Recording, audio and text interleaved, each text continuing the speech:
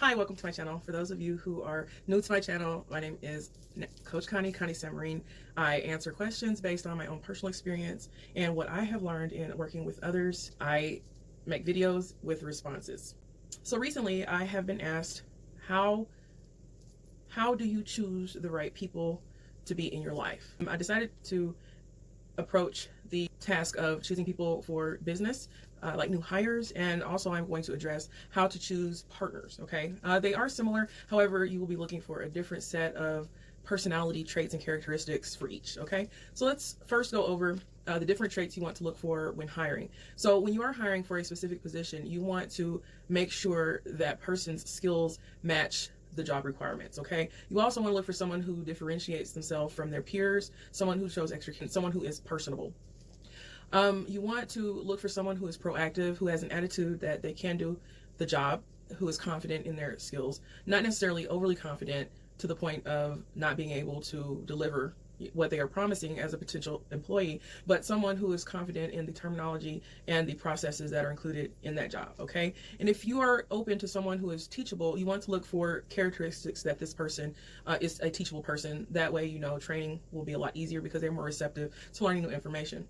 Also, when looking for a new hire, you want to look for someone who is able to follow through. You can test them when it comes to initiating the application process. When you have more than one step in the application process, you are able to gauge their ability to follow through. Also, if you leave them with a task during the interview, like maybe to follow up and maybe pass along some information or send a certification or something, it can be just to follow up, have them follow up, tell them to check in, you know, in 2 to 3 business days if they don't hear back. Their ability to follow through is something that you definitely want to know about prior to hiring, because the last thing you want is someone who is coming onto your team as a new team member and quits when everything gets a little rough. Okay, so you definitely want to look for their ability to follow through on tasks and commitments. You also want to look for someone who either not only has those skills but can also develop the skills that they already have and they are willing to grow. Also, if you are in a niche market, you want to make sure that this person has the ability to help you deliver to your preferred market. Okay, you want somebody who also possesses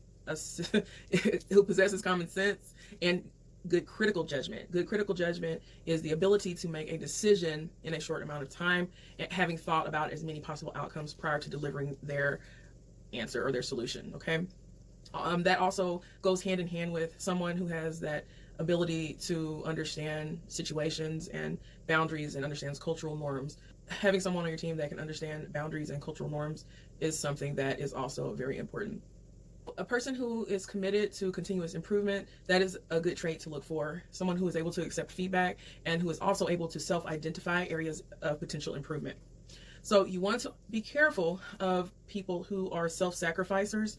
And what that means is someone who is overly zealous and overly anxious to prove themselves. They will put themselves in a position where they are going far over and beyond on a regular basis. It's not that that is an issue per se. This is something that could benefit your business in the short term. However, in the long term, if you are looking for employees that are going to be there for a significant amount of time, you're going to invest training in them. You want someone who is not necessarily going to burn out quickly. Someone who is a self-sacrificer usually burns out very quickly, emotionally and momentum-wise. Okay, so you want to be careful of someone who always has a story, or in the interview process, you can ask them about times that they felt they had to sacrifice. If they're someone who constantly sacrifices, they may possibly have, you know, some issues with boundaries and time management. Okay, so you want to be really aware of that.